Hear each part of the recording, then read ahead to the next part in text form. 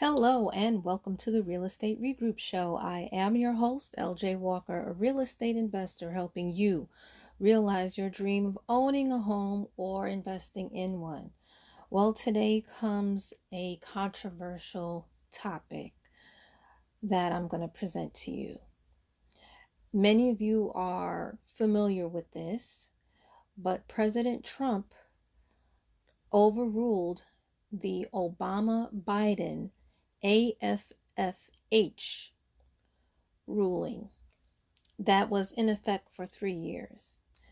AFFH stands for Affirmatively Furthering Fair Housing. Let's discuss what that was. In this particular ruling, any jurisdiction that received any money from HUD had to analyze its housing occupancy by race, disability, familial status, economic status, English proficiency, amongst other categories.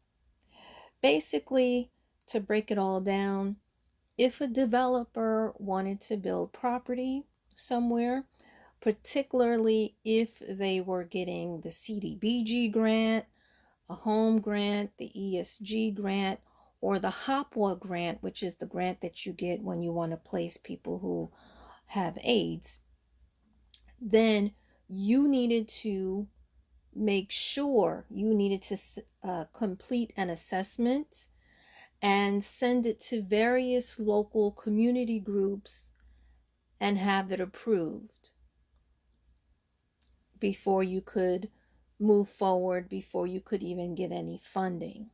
Okay, this rule was created to try to reduce segregation, create equal housing opportunities, and level the playing field so that all neighborhoods would provide quality services and amenities that are important for people in order to live a successful life. Okay?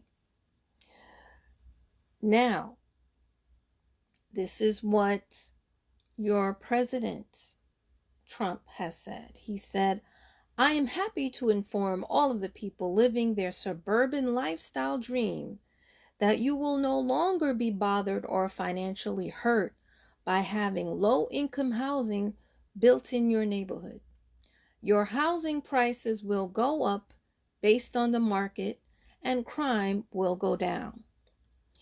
Secretary Ben Carson, who's in charge of HUD to a certain extent, he's really more of a puppet to a certain, if you see it my way.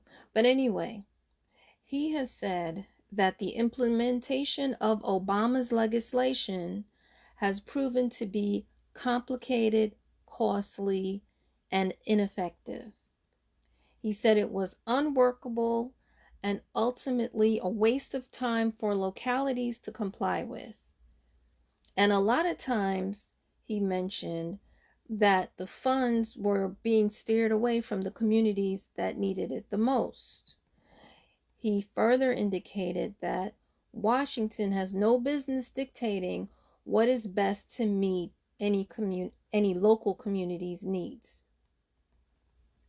So, what he has done is he replaced AFFH with the Preserving Community and Neighborhood Choice Rule. These brand new rules define fair housing broadly to mean that housing has a number of different attributes. It's affordable, safe, decent, free of unlawful discrimination, and accessible under the civil rights law. Well, the law really wasn't around for that long. It really originated back when President Johnson was in office and he had the fair housing laws. Obama, basically what he did was he updated that law because he saw or felt that there was still more discrimination going on. So that's why he put those stricter rules on it. The only thing is, to tell you the truth, is that Many people saw that that money was actually going to build bridges and stadiums and not too many houses anyway, right? um, because some of the grants that they have, besides the ones that I offer, that I mentioned before, well, the ones I mentioned before are for primarily for homes, but you have other grants that are for other things or can be used for other things other than building homes. And unfortunately, that's what people did. Furthermore, both Ben Carson and President Trump feel that because there are opportunity zones that they have set out amongst the nation, that there really wasn't any need for AFFH. You have some on one side that say that this new rule will keep out minorities from moving into certain neighborhoods. And then you have others that say that they approve of this because what it was going to do was allow developers to build low income properties near the suburbs, particularly the projects. That's what I keep hearing, even though, to be quite honest with you, I didn't really see it. The document itself is really complicated in order to read, it's not that simple. And when I see a document that's long like that, it kind of turns me off. And I'm not going to call my lawyer because I'm not using any of these grants at the moment to purchase anything anyway. So, that'll be on a later date. I'm not a developer, so that's neither here nor there with me. But that part, that piece about building low income near the suburbs, I really didn't see that. But if that's there, I don't really have a problem if it's a particular program. I would honestly have a problem if the projects were next door.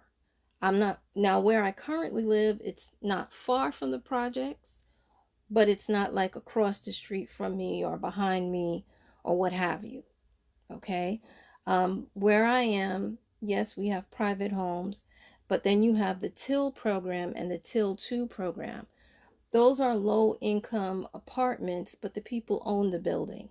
And I noticed that when there's ownership, people take better care and pride of their property. You also have ANCP, Mitchellama, and HDFC. Those programs, for me, I'm okay with it. They normally don't attract, I'm not going to say that there's no crime, but they normally don't attract as much crime as, let's say, the projects. Okay. And when somebody is paying mortgage insurance and taxes, and their taxes is $8,000, I'm sorry, this may hurt or offend a few people, but they don't want a projects in their backyard.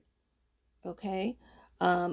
But me personally, I would be open up to the other programs because they normally inhabit people who, let's say, work for the government, work for hospital administration, and the fact that they own it and there's a pride in ownership, having them nearby is not an issue. Okay. What will this law affect? It's too early to really say what it will affect.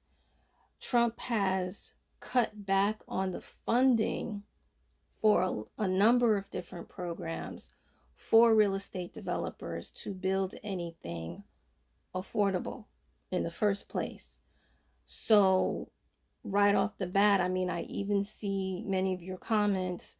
You keep asking me, is Section 8 still around? Is the Section 8 homeownership program still around? It is still around.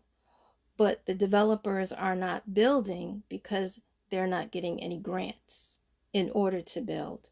You see, to build property, whether it's a house or an apartment building, it costs money.